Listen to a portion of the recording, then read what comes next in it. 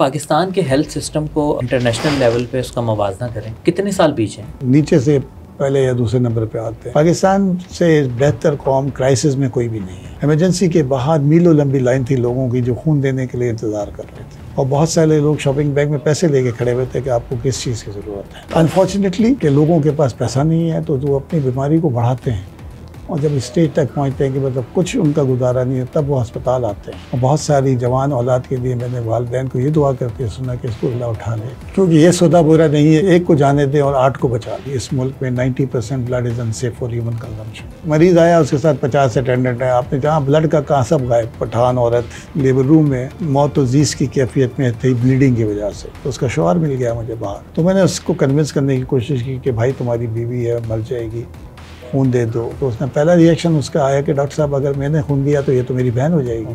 साफ पानी ही लोगों को पिला देना, 60% बीमारियां खत्म हो जाएगी। WHO कहता है you invest $1 in primary care, you save $42 in tertiary care. जो ओवर 50-60 लोग होते थे उनका सुनने में आता था कि ये इनको हार्ट अटैक हुआ और उनकी डेथ हो गई। पर अब सुनने में ये आता है कि उसकी एज 30 थी, 35 थी, उसको हार्ट अटैक हुआ और वो अल्लाह को प्यारा हो गया। सर ये क्या वजह है? एक जापान का सबसे अच्छा रेशियो, उनके 15 बेड पर 1000 है उनके पास, और हमारे कितने? 0.6, तो एक भी पूरा नहीं है। स्वीडन की मलका और हमारी जो ताजमहल वाली मलका है, ये दोनों जो है ना प्रेगनेंसी में इनकी डेथ हुई है। हमारे शाह साहब ने ताजमहल बनवाया, और स्वीडन के बादशाह ने एक मिडवाइफरी स्कूल बनाया और ऐलान कर दिया कि जिसको ट्रेनिंग लेनी है आगे फ्री कर दें। पाकिस्तान की मैटरनल मॉर्टेलिटी 100,000 के ऊपर 251 औरतें ज़चगी के दौरान मर जाती हैं। स्वीडन की कितनी है? 0। क्या वाकई डॉक्टर की कोई हार्ट फेलियर नहीं होती? डॉक्टर अपने आप को मजबूत रखता है। कभी डॉक्टर बारी के भी हाथ कांपे हैं, कभी कोई ऑपरेशन करते हुए। कहते हैं जिस माशरे से अच्छे लोग ख़त्म हो जाएं वो उस मुल्क का दी एंड होता है, और शायद पाकिस्तान भी अब तक इसीलिए कायम है क्योंकि इसमें कुछ अच्छे लोग मौजूद हैं जो अपने लिए नहीं दूसरों के लिए जीते हैं। हमारे आज के मेहमान भी कुछ ऐसे ही हैं। डॉक्टर अब्दुल बारी साहब जो इंडस हेल्थ नेटवर्क के CEO और प्रेसिडेंट हैं। आइए उनसे बात करते हैं। अस्सलाम वालेकुम सर, कैसे हैं आप? वालेकुम अस्सलाम, अल्हम्दुलिल्लाह, आप ठीक हैं? अल्हम्दुलिल्लाह। अच्छा सर, पहले तो बहुत शुक्रिया, आपने रफ्तार के लिए वक्त निकाला, और पॉडकास्ट के आगाज़ में सबसे पहले उन व्यूवर्स को बताएं कि जो इंडस के बारे में नहीं जानते, ठीक है, कि इंडस क्या है और आप कितने बड़े लेवल पर काम कर रहे हैं। देखिए, इंडस हॉस्पिटल जो है कराची से 150 बेड से शुरू हुआ था, लेकिन इसके पीछे एक कहानी है जी। लेकिन मैं पहले इसका बता देता हूँ कि फिर तो 2007 में 150 बेड से शुरू हुआ था, और इसकी बुनियाद जो है ना वो यकीन के ऊपर है। अल्लाह पे यकीन, और यकीन यहाँ से है कि अल्लाह करेगा। और जब हम शुरू कर रहे थे तो मेजॉरिटी लोग यही कहा करती थी कि ये जो है ना ये चलेगा नहीं, फ्री नहीं चलेगा, क्योंकि ये टोटली पेपरलेस है और कैशलेस है, कोई कैश काउंटर ही नहीं है वहाँ पर। और जो मरीज़ आए, जिस हैसियत का हो, जिस मज़हब का हो, बिला तफरीक उसको फर्स्ट कम फर्स्ट बेसिस के ऊपर उसका इलाज होता है। तो वही लोग यही कहा करते थे, किसी ने 1 महीना दिया, 6 महीना दिया, साल दिया कि आप पैसे लेना शुरू कर देंगे। आज अल्हम्दुलिल्लाह एक 150 बेड से जो हॉस्पिटल शुरू हुआ था वो 300 बेड का हो गया, और फिर हमारे पूरे पाकिस्तान में इस वक्त 15 हॉस्पिटल चल रहे हैं, जिसमें कोई 10 तो ऐसे हैं जो प्राइवेट पब्लिक पार्टनरशिप में गवर्नमेंट के साथ चल रहे हैं। और इसके अलावा हमारे प्राइमरी केयर के प्रोग्राम्स हैं और पब्लिक हेल्थ के प्रोग्राम्स हैं, ये 51 डिस्ट्रिक्ट्स के अंदर मौजूद हैं। प्राइमरी हेल्थ के क्लिनिक्स में जो है ना फिक्स क्लिनिक्स भी हैं, कंटेनर क्लिनिक्स भी हैं, और मोबाइल क्लिनिक्स भी हैं, और बोट क्लिनिक भी है जो कि इंडस पे चलती है सदर्न पंजाब के इलाके के अंदर। फिर हमारे 4 ब्लड सेंटर्स हैं, जिसमें जो कराची में, फिर बावलपुर में, मुल्तान में और जामशोरों में। और इसके अलावा जो है हमारा जो अपने कोई 5 हॉस्पिटल हैं, जिसमें से कराची का एक है, और फिर हमारा, क्योंकि हमारा मिशन था कि हम एक प्रोविंशियल हेडक्वार्टर में एक हॉस्पिटल बनाएंगे जो टर्शियरी केयर को होगा।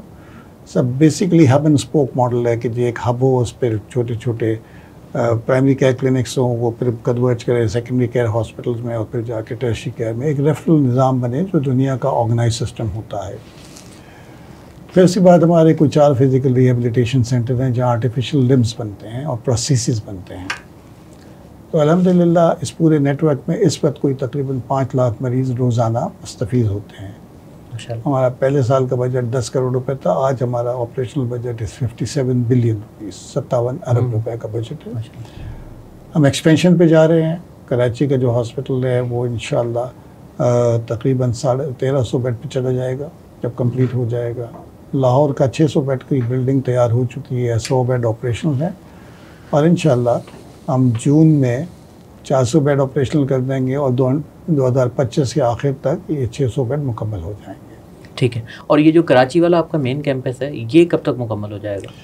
देखिए इसका फुल मुकम्मल तो तकरीबन समझे कि 26 के एंड तक ये पूरा तैयार हो जाएगा, लेकिन हम पीरियडिकली मूव करते चले जाएंगे। जैसे 500 बेड ऑपरेशनल कर देंगे हम इंशाल्लाह जुलाई इस साल में, और उसके बाद हर 6-6 महीने पे हम ऐड करते चले जाएंगे इंशाल्लाह। और इसके अलावा हमारा जो है ना 300 में भी 150 बेड पीडियाट्रिक्स के हैं और 200 एडल्ट के हैं, और पीडियाट्रिक्स में भी हमारे कोई तकरीबन 80 बेड जो है वो पीडियाट्रिक कैंसर के पेशेंट्स का है। ये पाकिस्तान का सबसे बड़ा चाइल्डहुड कैंसर का यूनिट है, जिसमें मरीज़ कोई पूरे पाकिस्तान से आते हैं, अफ़गानिस्तान से भी आते हैं, ईरान से भी आते हैं, सऊदी अरबिया से भी आते हैं, मिडल ईस्ट से भी आते हैं। जो वो वर्कर क्लास है जिनकी वहाँ इंश्योरेंस नहीं है वो यहाँ आती है, और हर साल कोई तकरीबन 1200 नए मरीज़ आते हैं इस केस के अंदर, इस कैंसर सेंटर के अंदर।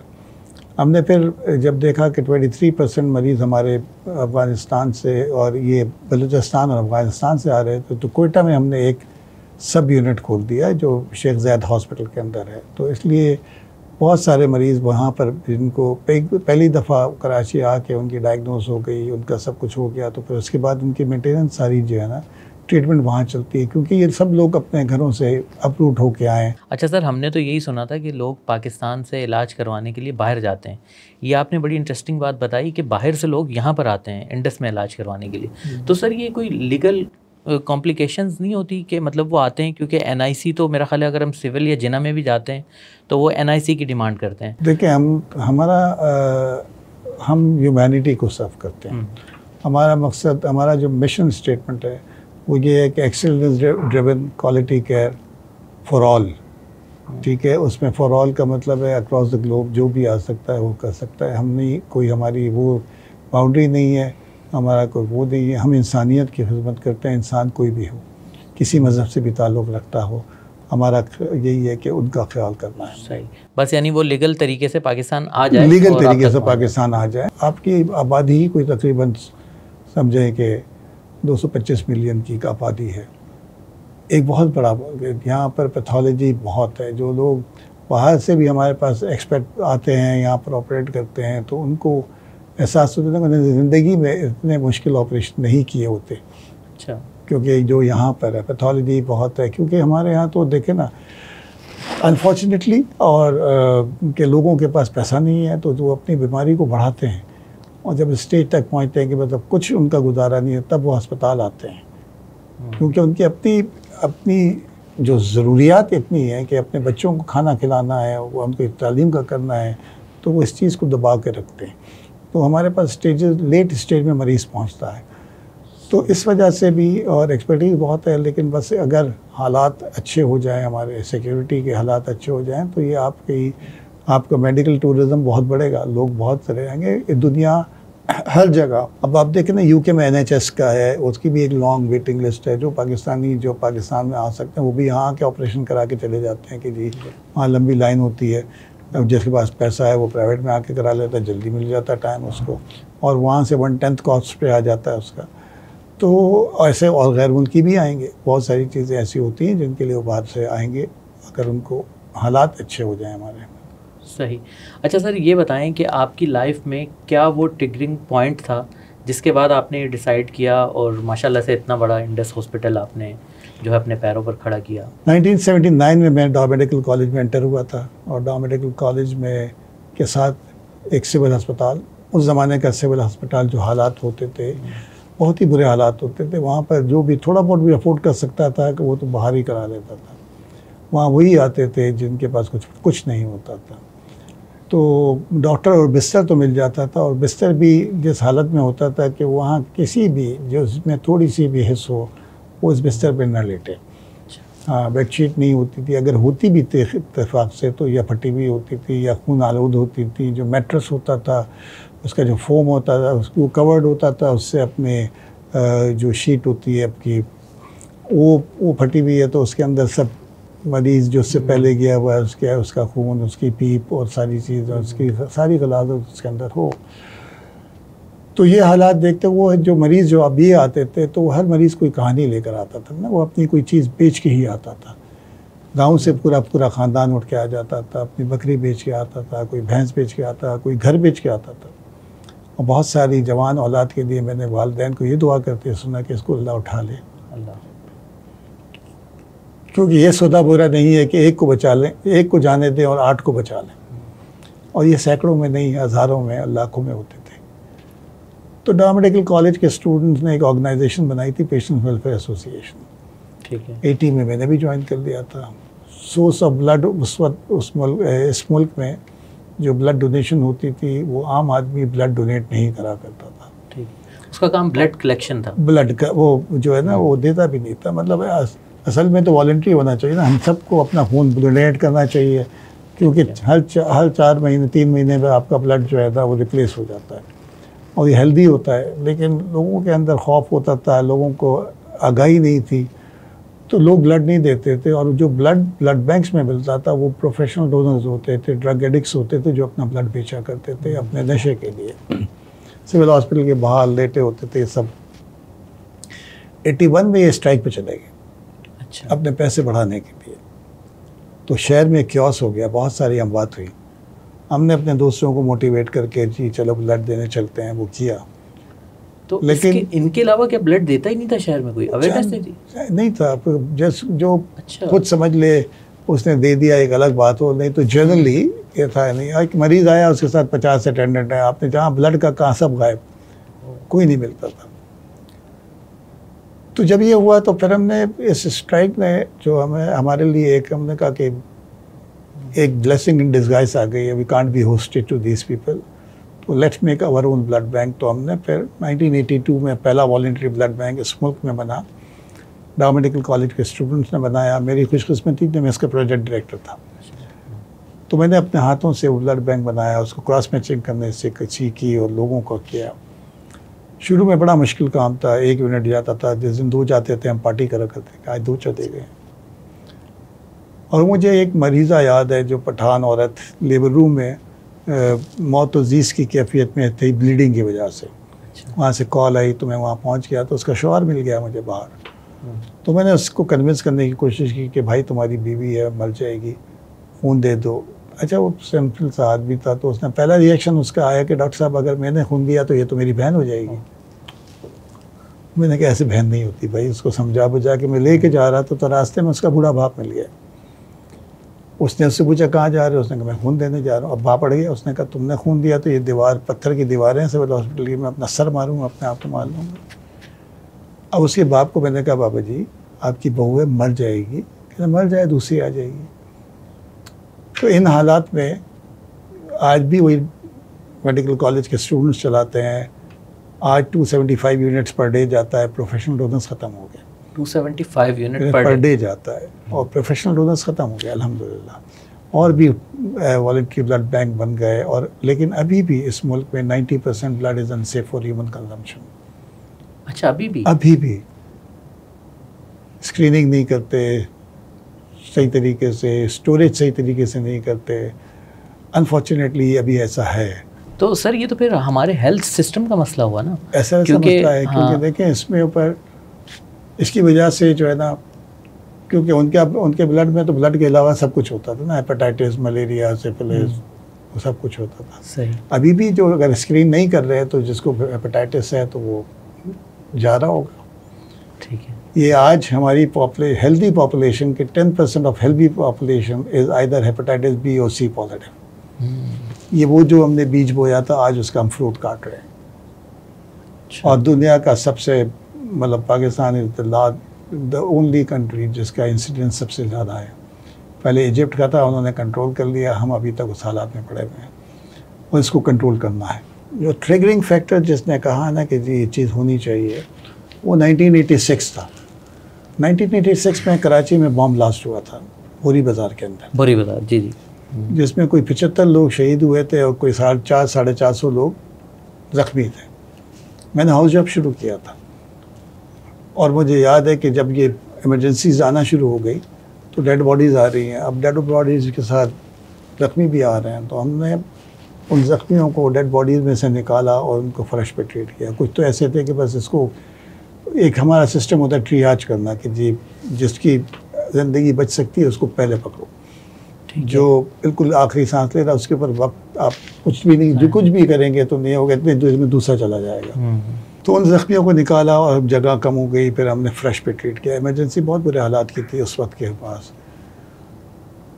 जब ये शुरू हुआ तो एक बहुत अच्छी चीज़ नज़र आई। इमरजेंसी के बाहर मीलों लंबी लाइन थी लोगों की जो खून देने के लिए इंतज़ार कर रहे थे। और बहुत सारे लोग शॉपिंग बैग में पैसे लेके खड़े हुए थे कि आपको किस चीज़ की ज़रूरत है। अच्छा। एंटीबायोटिक्स चाहिए, ड्रिप्स चाहिए। तो उस वक्त मुझे एहसास हुआ कि एक अजीम कौम है। पाकिस्तान से बेहतर कौम क्राइसिस में कोई भी नहीं है। आपने 2005 का ज़लज़ला देख लें, 2010-11 का सैलाब देख लें, कोविड देख लें, यहाँ कोई भूख से नहीं मरा। इतनी जितनी अमवात बड़े बड़े दुनिया के हेल्थ केयर के सूरमा जिनको कहते हैं, वहाँ पर जो हालात थे, यहाँ अल्हम्दुलिल्लाह वो चीज़ नहीं हुई। तो ये सब इन्हीं की वजह से था। तो जब इस क्राइसिस से निकले तो हमने कहा इमरजेंसी नहीं बनाते, और हमने फिर जाके अरशद शाहिद अब्दुल्ला आर्किटेक्ट के पास गए, उनसे हमने 100 बेड की इमरजेंसी का प्लान बनवाया और पैसे जमा करने शुरू किए। अच्छा। कोई 36 लाख का बजट था। 36 लाख के बजट में बिल्डिंग बननी थी या पूरा? बिल्डिंग बननी, पूरी इमरजेंसी की पूरी बिल्डिंग बनी। उस वक्त का 36 लाख वो करोड़ों की बातें होंगी आज के हिसाब से। 36 करोड़ कर लें आप डॉलर, हाँ उससे भी ज़्यादा ही होगा, ज़्यादा हो जाए। पहले 8-10 लाख जमा हो गए, फिर मुश्किलात आनी शुरू हुई, तो सर जोड़ के बैठे कि क्या करें। तो एकदम आइडिया आया तो ऐसा करते हैं कि स्कूल के बच्चों के पास चलते हैं। अच्छा। और हमने मनी बॉक्सेस बनाए, और इत्तेफाक से हमारे पास उस जो जाए हादसा से एक फ़ोटोग्राफर के पास उसकी तस्वीर मिल गई। अच्छा। बड़ी हौलनाक तस्वीर थी, बम धमाके की। वहाँ पर जो है ना आग लगी हुई है, एक भगदड़ मची हुई है, इंसानी अज़ाब ऊपर तारों पे लटके हुए हैं, दरख्तों में लटके हुए हैं। उसका उस ज़माने में तो ये कंप्यूटेशन प्रिंटर तो होता नहीं था, प्रेजेंटेशन वो स्लाइड शो होता था, कैरोसेल में जाके हम प्रेजेंटेशन देते थे और मनी बॉक्सेस उनको डिलीवर करते थे। तो इन बच्चों ने कुछ 36 लाख में से 24 लाख रुपए इन बच्चों ने जमा कर दिए। और 3 लाख रुपए पॉकेट मनी से बच्चों ने? जी, बस आपके पास पहुंच गया है। मैं एक दिन कहीं जा रहा था, वॉक कर रहा था, तो एक बच्चा साइकिल पे आया, तो वो डब्बा लेके आ गया मेरे पास। अच्छा। अंकल हम इमरजेंसी बनवा रहे हैं, कुछ पैसे डाल रहे हैं उसके अंदर। वाह। तो ये एक जज्बा था। ये 3 लाख वो कॉइन्स की सूरत में थे, 5 पैसे, 10 पैसे, 4 आने, 8 आने, 1 रुपया सबसे बड़ा कॉइन होता था। ये 40 बोरियाँ थी उसको कन्वर्ट करा लेने। लेकिन इस दौरान PWD ने हमें बड़ा तंग किया था, बहुत तोड़े अटकाए हमारे रास्ते में। किस तरह से तंग किया, क्या किया उन्होंने? देखिए कुछ चीज़ें वहाँ पर, एक क्योंकि हॉस्पिटल बिल्डिंग के अंदर बिल्डिंग को रेनोवेट करना था, तो वहाँ पर कोई लाइंस आ रही थी, सीवरेज लाइंस आ रही थी, उनको डाइवर्ट कराना था। तो कभी कल कर रहे हैं, परसों कर रहे हैं, उसमें ये है, उसमें ये है, तो वो रहा। तो इनॉग्रेशन से पहले जब बोर्ड लग रहा था, तो मैं अपने साथियों के साथ खड़ा कर, तो मैंने उनको कहा कि यार अल्लाह ताला ने मौका दिया तो इंशाल्लाह एक ऐसा अस्पताल बनाएंगे जो क्वालिटी केयर करेगा और फ्री ऑफ कॉस्ट होगा और ब्यूरोक्रेसी नहीं होगी उसमें। दैट वाज 1987, जो ख्वाब देखा गया 87 में, जो शर्मिंदा ताबीर हुआ 2007 में। 2004 में मेरे साथी वापस आ गए, इन सबको मैंने जमा किया कि यार हमने एक ख्वाब देखा था, वक्त आ गया इसको पूरा करें। बस हम जगह देखनी शुरू की, ये कुरंगी में हमको जगह मिल गई, और फिर हमने बिस्मिल्लाह शुरू कर, जब काम शुरू कर दिया, उसको रेनोवेट करना शुरू कर दिया। और जब 5 में शुरू कर दिया था, मई में, पैसे तो थे नहीं, बट एक था यकीन था अल्लाह के ऊपर, हमने शुरू कर दिया। और ठेकेदार को कह दिया कि जी आप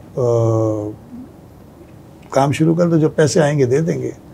बस एक ये मेहरबानी करना कि बिल दे दिया करो, ताकि किसी के सामने जाएंगे तो मांगने के लिए आसानी हो जाए। तो उस वक्त मैं एक दफ़ा निकला था वहाँ से, क्योंकि हमारे एक डोनर थे जो कि थाईलैंड में रहते थे, तो उनसे वो आए हुए थे पाकिस्तान वहाँ से। तो उनके यहाँ ब्रदर-इन-लॉ ने मुझे फ़ोन किया कि वो आए हुए हैं और तुम्हारा अस्पताल का चक्कर चल रहा है, आके मिल लो उनसे आके। तो मैं जब हॉस्पिटल से निकला तो मेरी जेब में 10 लाख रुपए के बिल्स थे। अकाउंट मैंने चेक किया तो 3 लाख रुपए थे।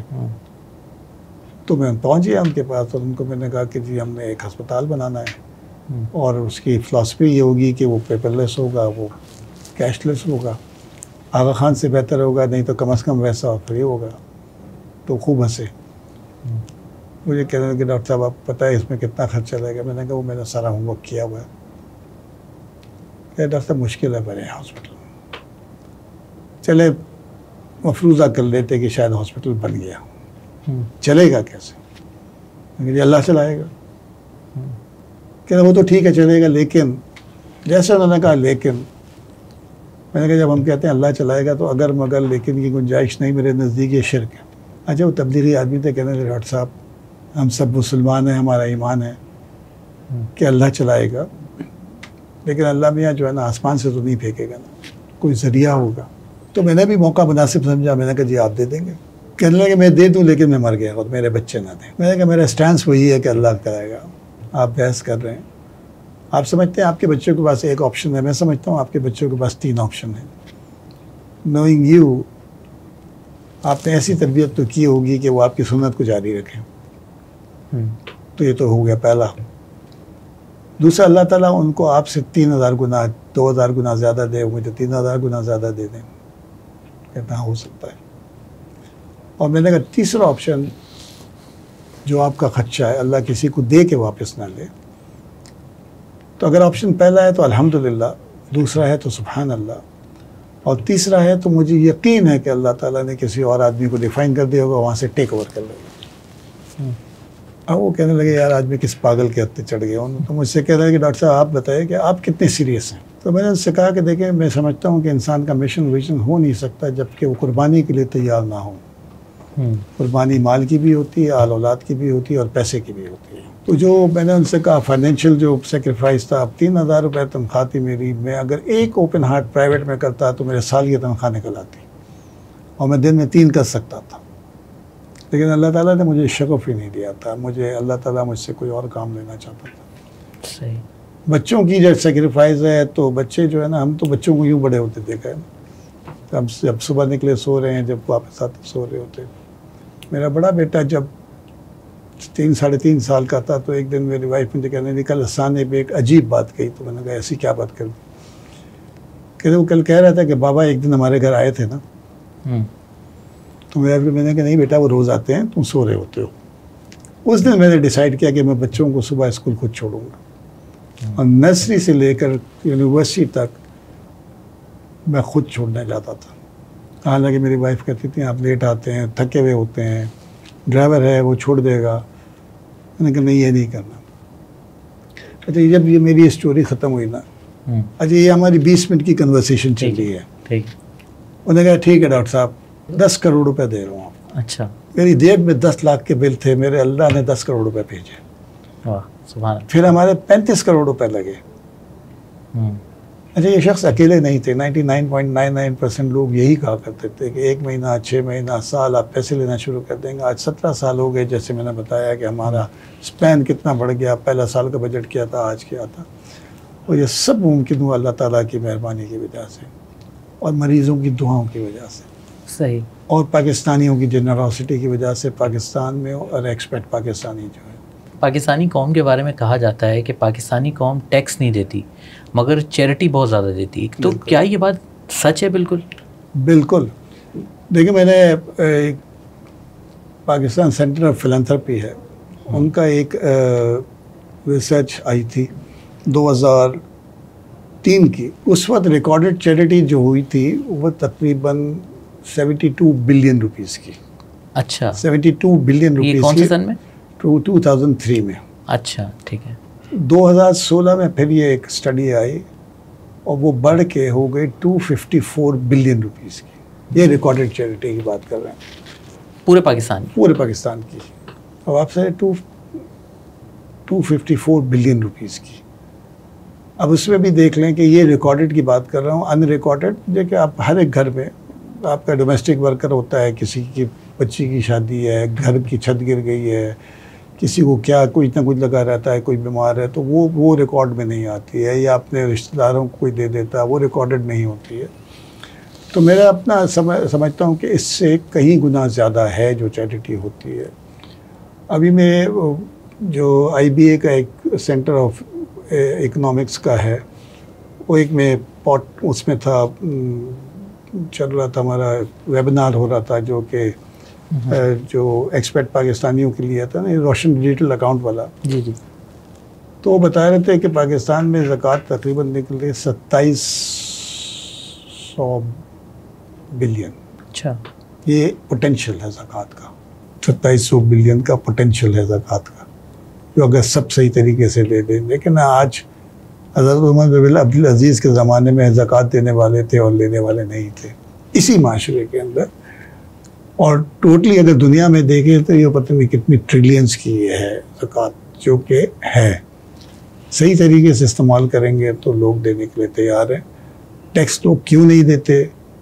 कोई डिलीवरेंस नहीं है। आपको अगर फैसिलिटीज़ दुनिया में 45% 50% तक लोग टैक्स देते हैं, लेकिन उनको तमाम बुनियादी सहूलियात मौजूद होती हैं, सब कुछ मिल रहा होता है, उनके रोड ठीक होते हैं, उनके आपको सब तमाम फैसिलिटीज़ मौजूद हैं। अगर फैसिलिटीज़ यहाँ भी दे देंगे तो लोग टैक्स भी दे देंगे। अभी सर आपने कहा कि चैरिटी जो है हम लोग बहुत ज़्यादा देते हैं, मगर जितने ज़कात के नंबर आपने बताए, अगर ये नंबर सही से गरीबों में तकसीम हो जाए तो मेरा ख्याल है कि गुर्बत बहुत हद तक कम हो जाए। बहुत हद तक। मगर आपको लगता है कि आप माशाल्लाह ये चैरिटी का काम कर रहे हैं, चैरिटी के काम में भी लोग करप्शन करते हैं?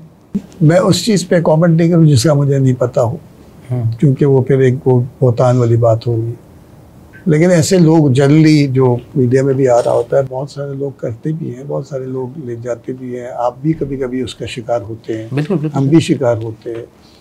तो ऐसा तो है, लेकिन ये है कि कौन कर रहा है कौन नहीं कर रहा है। लेकिन ये है कि जनरली ड्यू डिलिजेंस अब हो रही है तो अब पता लगता है कि कौन अच्छा काम कर रहा है, उनका पता है कि कौन क्या कर रहा है। मेजॉरिटी होता होगा, इसमें तो कोई वो नहीं है कि जी हम माशरा है ना। देखिए हमको चैलेंजेस हर वक्त आते हैं, हम अपने चैलेंजेस को देखते हैं। आप लोग कहते हैं कि जी ये भी होगा, जब तक आप विजिलेंट नहीं होगी, अकाउंटेबिलिटी नहीं होगी तो वो होगा। जिस माशरे में हम लोग हैं, अनफॉर्चुनेटली इन्हतात इतना है कि आपको ये पॉसिबिलिटी हर जगह होगी। जो इदारे अब विजिलेंट होते हैं उसमें ये नहीं होता, लेकिन कुछ इदारे ऐसे होंगे जो कि जाली हैं इदारे। और आपके साथ व्हाट्सएप पे कितने धोखे हो रहे होते हैं कि यहाँ से कर लें, तो वो तो होगा डेफिनेटली। लेकिन जो जेन्युइन इदारे हैं वो यकीनन सही काम कर रहे होंगे और सही कर रहे होते हैं। लोग मुझसे पूछते हैं आप क्या आगे, आपकी क्या ख्वाहिश है, विजन क्या है? तो मैं तो सोचता हूँ कि मेरी एक बड़ी ख्वाहिश ये है कि मैं अपने बनाए हुए हॉस्पिटल बंद करूँ। ज़रूरत ही ना, अल्लाह ताला मुझे इतनी उम्र दे दे और सेहत के साथ कि मैं अपने बनाए हुए हॉस्पिटल बना कर। ये ऐसे महफूजे पे नहीं कह रहा हूँ, इसके पीछे एक वजह है। जब मैं इमरजेंसी बना रहा था 1986 में, तो एक साहब मेरे लिए हॉलैंड से एक एम्बुलेंस, मर्सिडीज़ एम्बुलेंस उस वक्त पहली दफ़ा पाकिस्तान में आई थी, वो डोनेशन में लेके आए। और मैं उससे जूनियर डॉक्टर था, हाउस जॉब कर रहा था। जब वहाँ से उठने लगे तो मुझे उन्होंने कहा कि डॉक्टर साहब अगर आप चाहें तो मैं पूरा अस्पताल ले आता हूँ हॉलैंड से।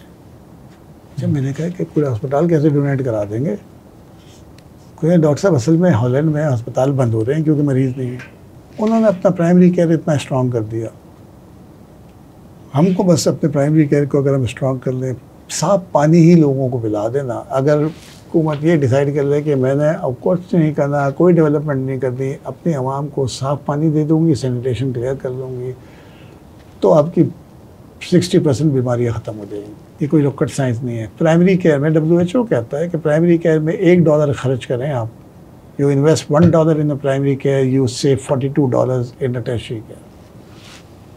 डायबिटीज़ को कंट्रोल करेंगे, ना उसका गुर्दा ख़राब होगा, ना उसका दिल में प्रॉब्लम होगा, ना उसका दिमाग ख़राब होगा, ठीक है ना उसको वो होगा पैरालिसिस होगा, ना स्ट्रोक होगा। तो आप सोचें ना, एक स्ट्रोक अगर किसी को हो गया, ब्रेड अर्नर है, वो तो गया, पूरी फैमिली उड़ गई। आपने उसको गुर्दे ख़राब हो गए, सारी उम्र के लिए डायलिसिस या फिर ट्रांसप्लांट, उसकी कॉस्ट निकालें आप। ये तो कुछ ही कोई रॉकेट साइंस नहीं है। सर माशाल्लाह से अब आप इतना बड़ा नाम है और ये चीज़ें आपको पता हैं, और जाहिर सी बात है कि आप लॉजिक बेस्ड बातें कर रहे हैं, तो आपकी गवर्नमेंट लेवल पे भी आपकी जो है वो कांटेक्ट होता होगा, तो आप ये तजावीज़ हुकूमत को नहीं देते, सिंध हुकूमत को नहीं देते? वहाँ से क्या रिस्पॉन्स आता है? हर जगह देते हैं और कुछ बेहतर भी हो रहा है। देखिए कोविड में हम साथ बैठे थे, मिल के बैठे थे, कोलैबोरेट करके किया था। देखा कोविड को किस तरह अल्हम्दुलिल्लाह कंट्रोल किया ना, इसी तरीके से। और अब आइंदा भी हर गवर्नमेंट कुछ ना कुछ कर रही होती है। अब वो चैलेंजेस उनके हैं, उनको अपने हम आइडियाज़ देते रहेंगे और इंशाल्लाह मिल के करते रहेंगे। जब तक ये नहीं होगा हम शहर को ठीक नहीं कर सकते। सही।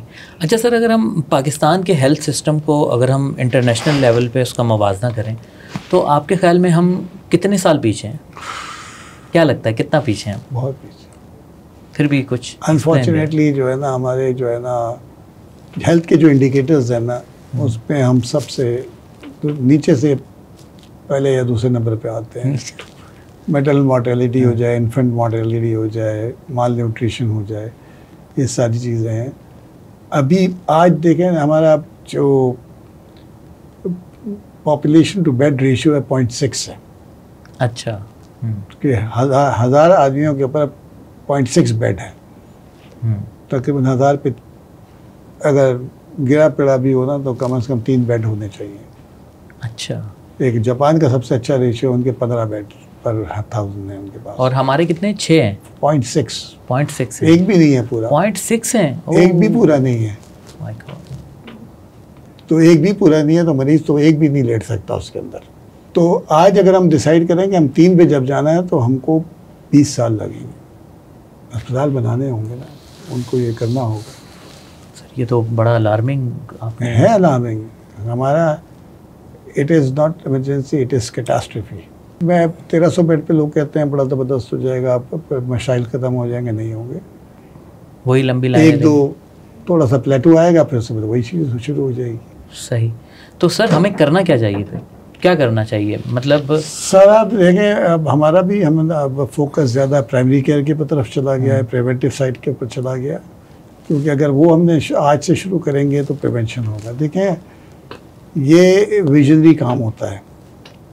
आज से सदियों पहले किसी ने ये किया था अमेरिका में कि उसने कहा कि जो वर्म्स होते हैं, पेट के कीड़े होते हैं, उन्होंने कहा तमाम बच्चों को कीड़ों की दवाइयाँ खिलाएंगे। कुछ सेंस में हो गई थी। तो उड़ा दी उन्होंने, ख़त्म कर दी। उन्होंने इसका इम्पैक्ट निकाला कि अगर ये ना करते तो कितने ट्रिलियन डॉलर्स का हमारी इकोनॉमी पे इम्पैक्ट आता। मतलब वो खाना ज़्यादा खा रहे थे? नहीं, उस ज़माने सफाई सुथराई का वो मामला नहीं था। तो उन्होंने पहले तो उनके पेट कीड़ों की दवाई दे दी, सबको एंटी एलमेंटिक्स दे के फारिग किया। देखें अगर आप देखिए, ये विजन की मैं बात करता हूँ ना कि विजनरी आदमी होते हैं वो क्या करते हैं। स्वीडन की मलका और हमारी जो ताजमहल वाली मलका है, ये दोनों जो है ना प्रेगनेंसी में इनकी डेथ हुई है। हमारे शाह साहब ने कहा का क्या किया, उन्होंने ताजमहल बनवाया, अजूबा बना दिया, 7वां अजूबा है, और जिन्होंने बनाया तो उनके हाथ काट दिए कि ऐसा दूसरा न बन सके। और स्वीडन के बादशाह ने एक मिडवाइफरी स्कूल बनाया और ऐलान कर दिया कि जिसको ट्रेनिंग लेनी है आके फ्री कर लें। आज पाकिस्तान की मैटरनल मॉर्टेलिटी 100,000 के ऊपर जो रिकॉर्डेड 251 है। 251 औरतें ज़चगी के दौरान मर जाती हैं। स्वीडन की कितनी है? 0। एक विजनरी आदमी ने एक काम किया था, विजनरी काम किया। आज एक औरत नहीं मरती वहाँ पर प्रेगनेंसी के दौरान। यहाँ 200-250 के करीब औरतें मर जाती हैं। औरत जब मरती है ना तो पूरा ख़ानदान तबाह हो जाता है। तो हमको अपनी प्रायोरिटी सेट करनी है, प्रायोरिटी को ठीक करना है।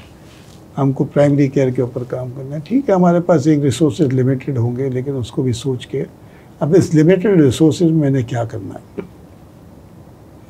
वो डिसाइड कर लें। और वो प्रिवेंशन की बात है, प्राइमरी केयर के ऊपर इन्वेस्ट करना है।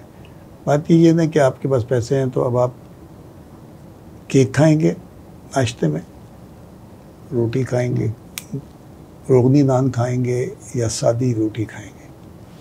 सादी रोटी खाएंगे तो ज़्यादा लोग खा सकते हैं, तो घर चलेगा आपका। सर आप कार्डिक सर्जन भी हैं, तो सर कोई ऑपरेशन रूम का या कोई ऐसा वाक़या जिसने आपको हिला कर रख दिया हो या जो आपको हमेशा याद रहेगा आप कभी ना भुला सकें? एक दो वाक़यात ऐसे हैं जी जी प्लीज़। जिसमें एक बच्चा था हमारे यहाँ, रोमेटिक फीवर जो है ना बड़ा प्रिवेलेंट है। ये गला ख़राब होता है एक ख़ास बैक्टीरिया की वजह से, उसकी वजह से आपका हार्ट वाल्व जो है ना डैमेज होता है, वह लीक करने लगता है या सिकुड़ जाता है। तो उस वक्त एक बच्चा आया था कोई 12-13 साल का, तो उसका मुझे दिखाया आके, तो सांस फूल रही थी उसकी। आप इंडस में ही थे उस वक्त? मैं उस वक्त सिविल हॉस्पिटल में अच्छा, था। ठीक है। और तो उस वक्त एड्रेस बना नहीं था। तो जब मैंने देखा, उसको आके देखा, तो मैंने दवाइयाँ कुछ दी, उसको हुआ। फिर मैंने उसके वालिद को कहा कि जब एक्सरे किया तो एक्सरे में उसका पूरा सीना जो है ना, सिर्फ हार्ट इतना बड़ा हो चुका था कि वही नज़र आ रहा था, फेफड़े साइड पे दबे हुए थे। तो उसके वालिद को मैंने कहा कि मालिन को मैंने कहा कि इसको दवाइयों से ही चलाना होगा, ये इसका ऑपरेशन नहीं हो सकता। और मैंने बड़ी कोशिश की, मैंने दवाइयाँ दी उसको, कुछ सेटल करूँ, कुछ नहीं हुआ। कभी ज़्यादा हो जाता तो कोशिश मैंने की कि वो मान जाए, नहीं मान रहे थे। तो उन्होंने कहा कि डॉक्टर साहब अब इसकी ज़िंदगी मौत अल्लाह के हाथ में लिखी है, आप कोशिश करो। मैंने कहा टेबल से नहीं उठेगा। अच्छा। तो बड़ा फिर कुछ थोड़ा सा स्टेबलाइज करने के बाद मैंने वो काम कर लिया कि जैसे चलो लेटा दिया। उस दिन मैंने कहा कि इस दिन मैं कोई और ऑपरेशन नहीं रखूँगा। तो मैंने उसका ऑपरेशन प्लान कर दिया बच्चे का। अच्छा, इस बीमारी में मतलब होता क्या है? क्या दिल में सूजन आ जाती है? दिल में सूजन आ जाती है और जो है ना उसके हार्ट वाल्व के अंदर जो है ना, असल में ये बॉडी रिएक्ट करती है, उसके हिसाब से वो फिर वाल्व तक होना शुरू हो जाता है या लीक करना शुरू हो जाता है। उसके जो वाल्व के लीफलेट्स होते हैं उसमें सुराख हो जाता है, कुछ इस किस्म की चीज़ें हो रही होती है। तो मैंने उसको ऑपरेशन प्लान कर लिया उसका। और उस दिन मैंने कहा कि ये तो बड़ा लंबा चलेगा, पता नहीं सारा दिन ही लग जाए, तो इसलिए मैंने कोई और ऑपरेशन नहीं रखा। तो मैं उसको सुबह 8 बजे ऑपरेशन के लिए ले गया और फिर मैंने उसका ऑपरेशन, और मैंने फिर एक फैसला किया कि मैं इसका जो डैमेज वाल्व है उसको निकालूंगा नहीं, मैं उसी के ऊपर आर्टिफिशियल वाल्व लगा दूँगा, देखते हैं क्या होता है। और मैंने वो ऐसे लगाया और उसके बाद जो है ना 9:30 बजे वो मरीज़ ICU में आ गया। 1 घंटे में? 1.5 घंटा, 1.5-2 घंटा था। और फिर उसके बाद वो ठीक होकर चला गया। अब मैं सारा दिन मैंने कहा यार और भी ऑपरेशन रख लेता, मेरा तो जिंदगी ज़ाया हो गया। वो अभी भी आता है, अब जवान हो गया है, उसके भी बच्चे हो गए माशाल्लाह। एक औरत थी जिसका वाल्व मैंने बदलना था, उसका एक छोटा बच्चा था, बेटा था 2-2.5 साल का, बड़ा खूबसूरत। वो बाहर रिसेप्शन एरिया में भाग रहा होता था कभी कभी अपने बाप के साथ। जब इसका मैंने ऑपरेशन शुरू किया, हार्ट वाल्व मैंने चेंज कर दिया। चेंज करने के बाद हम हार्ट लंग मशीन पे ले जाते हैं सपोर्ट के लिए, और जब वापस लाते हैं मशीन को बंद करते हैं जब हार्ट ले रहा होता है। तो मैं हार्ट ने लोड लेने से मना कर दिया, मतलब लोड नहीं ले रहा था, वो प्रेशर नहीं बन रहा है। मैं उसको दोबारा वाल्व उस पर ले गया, मशीन पे ले गया। करते करते शाम 6 बज गए। सुबह 8 बजे ऑपरेशन शुरू हुआ। आज सारा दिन मैं जो है ना उसको करता था, मेरी आंखों में उस बच्चे की तस्वीर घूमती थी और मैं कहता यार ये चली गई तो उस बच्चे का क्या होगा। बहुत मुझे, और मैं सारा वक्त जब भी कर रहा था मैं सिर्फ एक पढ़ता है या का नाम दो वही या कर रस्ताइन या का नाम, उसका व्रत करता रहा। 6 बजे के करीब मेरे एनेस्थेटिस्ट जो है ना वो उसको कहीं जाना था, सीनियर जो एनेस्थेटिस्ट, उसने कहा कि भाई मैं तो जा रही हूँ, अब मुझे लगता नहीं है बचेगा, तुम खामखा वो कर रहे हो। तो मैंने कहा आप चले जाए, दूसरा उनका था। मैंने कहा उनके जाने के बाद मैंने फिर दोबारा खोला उसको, फिर मैंने कहा कि यार इस मैं तमाम चीज़ें जो किताब कहते हैं उससे उल्टा करूँगा। और मैंने सब कुछ उल्टा किया करके, उल्टा करने के बाद जो है ना मैंने फिर उसको बंद किया, और उसके बाद मैंने उसको पार्शली इसको हार्ट को लोड देना शुरू किया। तो हार्ट में और कोई 8 बजे के करीब मरीज़ को बंद किया और उसको ICU ले आया। उसके बाद फिर वो मुझे एनेस्थेटिस्ट का फ़ोन आया कोई 9 बजे। तो पहला सवाल उसने मुझे ये किया कि भाई डेड बॉडी कब हैंड ओवर की। अच्छा, वो वैसे ही था, मतलब जो जिस वक्त वो गई थी तो यही हालात थे कि बस मैंने कहा मरीज ICU में। और सुबह वो बेड से ऑफ हो गया, माशाल्लाह सेहतमंद होकर घर चली गई। अभी भी आती है कभी कभी दिखाने के। क्वेश्चन मैं पूछना चाह रहा हूँ, अगर मैं सही से पूछ पाऊँ आपसे, हमने फिल्मों में देखा, एक फिल्म भी बनी थी मुन्ना भाई MBBS, उसमें दिखाते हैं कि मतलब डॉक्टर का जो है वो दिल नहीं होता, डॉक्टर के रिश्ते नहीं होते, ठीक है, डॉक्टर बस डॉक्टर होता है और उसके सामने जो भी पड़ा हुआ वो मरीज़ होता है। तो आपने इतने ऑपरेशन किए, इतने आपने 2 किस्से शेयर भी किए, क्या वाकई डॉक्टर की कोई हार्ट फीलिंग नहीं होती पेशेंट के लिए? अभी आपने कहा कि आपके असिस्टेंट ने कहा कि भाई मैं तो जा रही हूँ, देर हो रही है मुझे, आप देख लीजिएगा, तो क्या वाकई डॉक्टर की कोई हार्ट फीलिंग नहीं होती?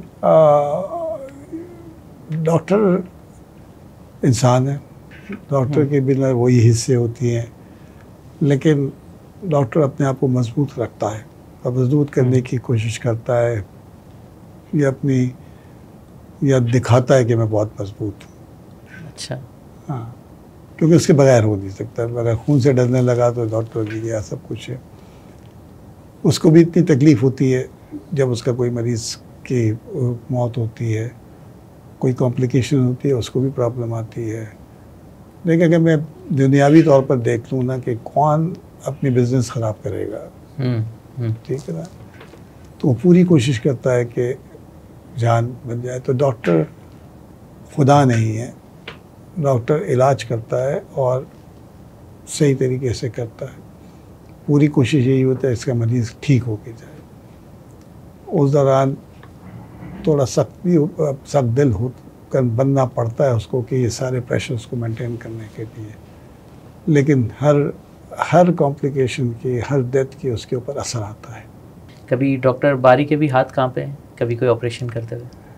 देखिए, कांपते तो नहीं है, लेकिन ये कि फीलिंग, जैसे मैंने कहा था इस औरत के, ऐसे तो और भी बहुत होते हैं कि जब आपको फील होता है कि यार, क्योंकि जब वही फीलिंग होती है, फेलियर जो होता है ना, वो आपको एक खौफ होता है कि, और फिर हमारे पास जो कार्डियक सर्जन के पास एरर का मार्जिन नहीं है, कॉम्प्लिकेशन हो जाएगी, वो नहीं है, या मरीज़ उठेगा नहीं या उठेगा।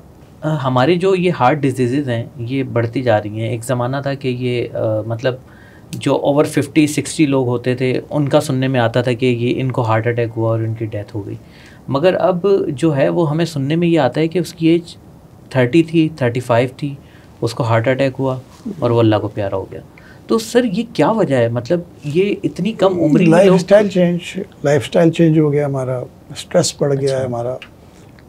जो हम देखिए, पहले आपको भी, मुझे भी याद है, हम लोग बहुत सारी चीज़ें जो है सदर से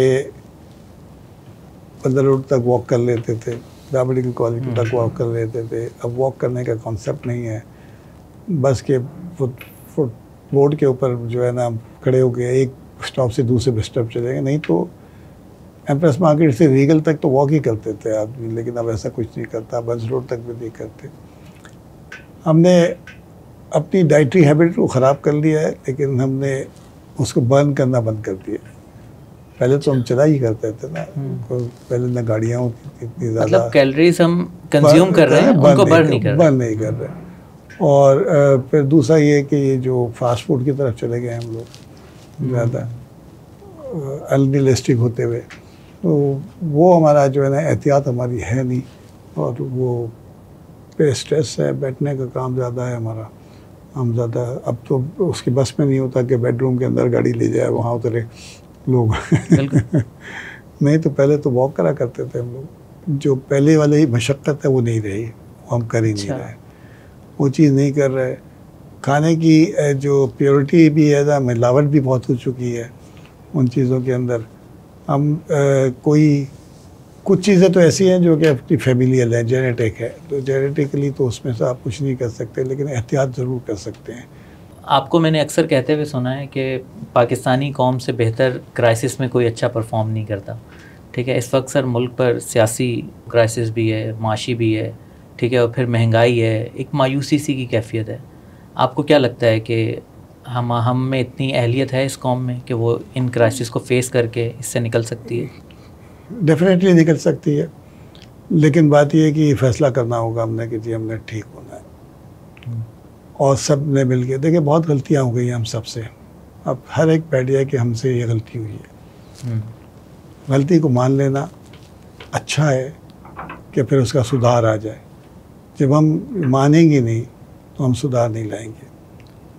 देखिए, जो क्राइसिस की सूरत हाल देख रहे हैं आप, मुल्क की सूरत हाल है, और एक जब हम उस स्टेज तक पहुंच गए थे कि जहाँ डिफ़ॉल्ट हो रहा है ना, आगे डिफ़ॉल्ट कर जाएगा। लेकिन अगर आप गौर करके देखें, आज से 2 साल 1.5 साल पहले जब से ये सिलसिला शुरू हुआ है, दिसंबर में शादियों का सीज़न होता है, आप भी शादियों में जाते हैं, मैं भी शादी में जाता हूँ, 5-5 हज़ार आदमी बुलाए में, और जो मेन्यू जो देखते हैं वो मेरे ख्याल में 5-7 हज़ार पर हेड से कम नहीं नज़र आता।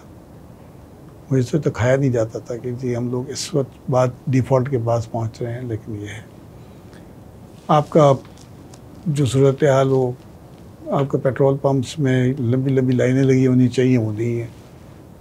ठीक है, आपके राशन जो दुकानों से में जो है ना सारा कुछ ख़त्म हो चुका हो, वो नहीं है। तो एक पैरेलल इकॉनमी चल रही है जो कि चल रही है। अब उसको रेगुलराइज कर लें, हम सब बैठ के फैसला कर लें, हम डिसाइड कर लें। वो उस वक्त होगा जब सिंसियरिटी ऑफ पर्पस होगा हर इदारे के, उसके बाद नहीं होगा। लेकिन पोटेंशियल है, ये हम डिसाइड कर लेंगे ना तो आप देखिए 1-2 साल के अंदर आप ठीक हो जाएंगे। फैसला करना होगा। ऐसा नहीं हो सकता कि एक इदारा कर दे, दूसरा कर ना करे, तीसरा कर दे, चौथा ना करे। हम सब ने, और पहली बात यह है कि जो हम सब ने अपने हिस्से का अपना अपना हिस्सा डालना है। मैं गलत हूँ और मैं गलत कर, हर एक गलत कर रहा है, और मैं कहूँ कि नहीं मैंने ये ठीक करना है, और ये मैं फैसला कर दूँ कि मैंने ठीक करना है। तो ये अनफॉर्चुनेटली हम सब लोग अपने हकूक़ की बात करते हैं, अपना फ़र्ज़ कोई याद नहीं करता। सही। अगर मैं अपना फ़र्ज़ अदा कर दूँ तो आपका हक़ अदा आ जाएगा। मेरा यह फ़र्ज़ है कि मेरा पड़ोसी भूखा ना सोए, तो अगर मैं ये समझ लूँ तो मेरा पड़ोसी भूखा नहीं सोएगा तो वो हक़ है। अच्छा, वो जो है ना, वो घर पे अपने टेलीविज़न को बहुत ज़्यादा ज़ोर से ना बजाए, क्योंकि वो उसका फ़र्ज़ है। मेरा हक़ है कि मैं सुकून से सोऊं। अगर वो ये समझ ले तो मेरा हक़ अदा हो जाएगा। तो इट इज़ इंटरडिपेंडेंट। हमने सिर्फ सोचना है कि जी मेरा फ़र्ज़ क्या है। मैं अपना, हर एक अपना फ़र्ज़ अदा कर दे तो हम सब लोग, ये जब क्यूमुलेटिव इफ़ेक्ट आएगा तो पाकिस्तान सेहतमंद होगा, पाकिस्तान खुशहाल होगा। इसमें मेरा कोई दो राय नहीं है। इंशाल्लाह ये हम अपनी ज़िंदगी में देख लेंगे। सर, आजकल देखें तो हर बंदा मायूस है, मुल्क छोड़ के जाना चाहता है। आपकी मिसाल सामने है कि आप भी इतने काबिल हैं, चाहें तो बाहर बहुत अच्छे से सेटल हो सकते थे। आप मुल्क क्यों नहीं छोड़ के गए? वजह, अच्छी लाइफ किसको अच्छी नहीं लगती? अगर मैं जो बाहर बैठे हुए हैं उनसे अगर पूछूं, दूसरी जगह पर second rated, third rated citizen से अपना मुल्क में फर्स्ट रेटेड, चाहे मुश्किलात की भी, वो सबसे बेहतर है। वो भी ये रियलाइज़ करता है आदमी। एक कसक, एक ज़िंदगी में, एक उम्र में ऐसी चीज़ आती है जिसमें आपको गिल्ट फील होता है और वो वापस देना चाहता है। बस ये है कि अगर हालात ठीक हो जाएं तो, और मैंने यही कहा कि सब मिल जाएंगे तो ये ठीक हो सकता है। और मैं आपको बता दूं, यही पैसा, इन लोगों के पास जितना पैसा है, हम ठीक कर सकते हैं इस मुल्क को, लेकिन ग्राउंड बनना ज़रूरी है, और ग्राउंड करने का ज़रूरी है। और मेरे लिए इसमें बहुत सारे, मैं अकेला नहीं हूँ, बहुत सारे लोग नहीं गए हैं, बहुत सारे लोगों ने ये किया है और उनको यकीन था अपने ऊपर, अपने उसके ऊपर। और अगर हम उस यकीन के साथ करेंगे तो हम ठीक हो सकते हैं, इसमें कोई दो राय नहीं है। लेकिन जो भी गए हैं बाहर, किसी मजबूरी के तहत ही गए हैं, वो अब उस मजबूरी को अगर ख़त्म कर देंगे तो वापस ही आएंगे। सही। और आपके पास दूसरे मुल्कों की मिसाल नज़र आती है, रिवर्स मेंटेन हो रहा है। जब आपको अपने मुल्क में उससे ज़्यादा मिल रहा होगा जो वहाँ से मिल रहा होगा, तो कौन अपने प्यारों से दूर रहना चाहता है। और मैं ये हमेशा ही कहता हूँ कि मैं बाहर भी जाता हूँ, रजिस्ट्रेड, हमारी चैरिटी भी वहाँ होती है, रजिस्टर्ड होती है। देखिए, पाकिस्तान छोड़ दिया, लेकिन पाकिस्तान ने उनको नहीं छोड़ा। उनके दिल पाकिस्तान के साथ धड़कते हैं। यहाँ कोई छोटी सी चीज़ होती है तो वहाँ पर एक अफरा तफरी फैल जाती है, टेलीफोन लाइन्स चोक्ड हो जाती हैं। मोहब्बत करते हैं, मोहब्बत है ना, वो मोहब्बत करते हैं। फिर अपने कोई ना कोई होता है रिश्तेदार जिसके लिए कहता है कि जी करना चाहिए। और यही फील होता है कि जब बाहर बैठा हुआ उसको यही झटका लगता है कि यार मेरा वालिद कोई वक्त आ जाए तो मैं क्या पहुंच सकूंगा, नहीं पहुंच सकूंगा, एक हमेशा धड़का रहता है। हर बेवक्त का फ़ोन जब बजता है तो उसकी पैल्पिटेशन शुरू हो जाती है उसको कि खुदा खैर करे कोई बुरी खबर ना हो। वो भी एक स्ट्रेस में रहते हैं। तो लेकिन ये है कि हम अगर हालात ठीक करते हैं हमारी चीज़ें और हो जाएंगी उसमें, क्योंकि अब एक होता है ना कि आप एक पस्ती के एक लेवल पे आते हैं जिसके बाद अब रिबाउंड होता है। सही। और मैं कुछ साल पहले न्यूयॉर्क में था जब वहाँ पर बिजली चली गई थी, आपको पता है जैक्सन के एरिया में, और जहाँ लूट मार मची। तो कुछ लोग बैठ के बात कर्ज कर रहे होते हैं कि पाकिस्तान ये है वो है वो है। तो जब मैंने सुनता रहा तो फिर उस वक्त जब मैंने देखा मैंने कहा भाई बात ये है, और पता नहीं ज़मीन से नीचे चला गया, इतनी करप्शन है, ये है वो है। तो मैंने कहा आप सही कह रहे हैं, लेकिन देखें आपके मुल्क में 8 घंटे के लिए लाइट गई तो जो लूट मार मची सब कुछ हुआ वो आपने देखा।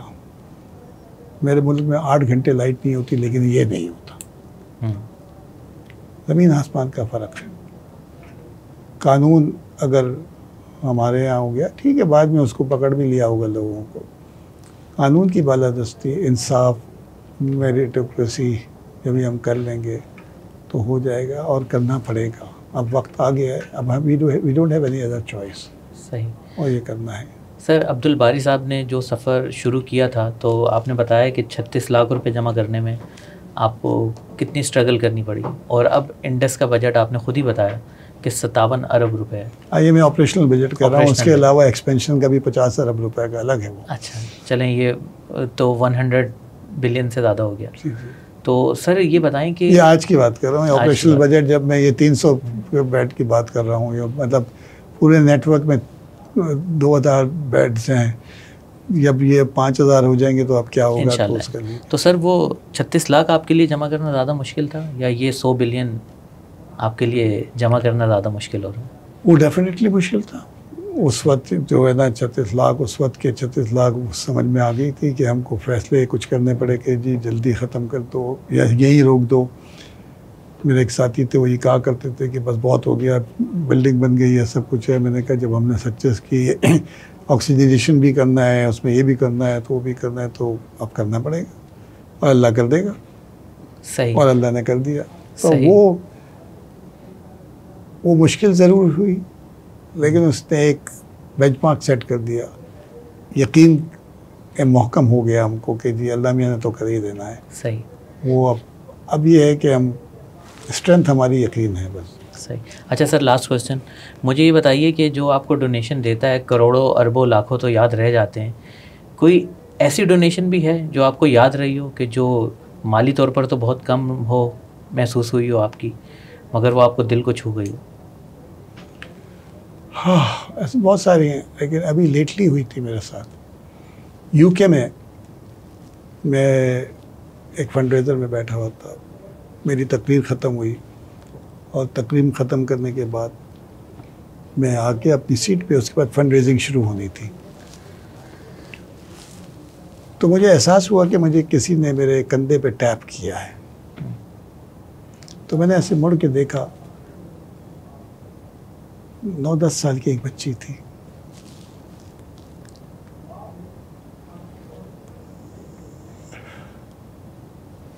उस बच्ची ने अपने कान से बालियाँ उतारी और मेरे हाथ में रख दी, और कहने ये सर ये बहुत थोड़ा है, मैं बड़े होकर डॉक्टर बनूंगी और मैं इंडस के लिए काम करूंगी।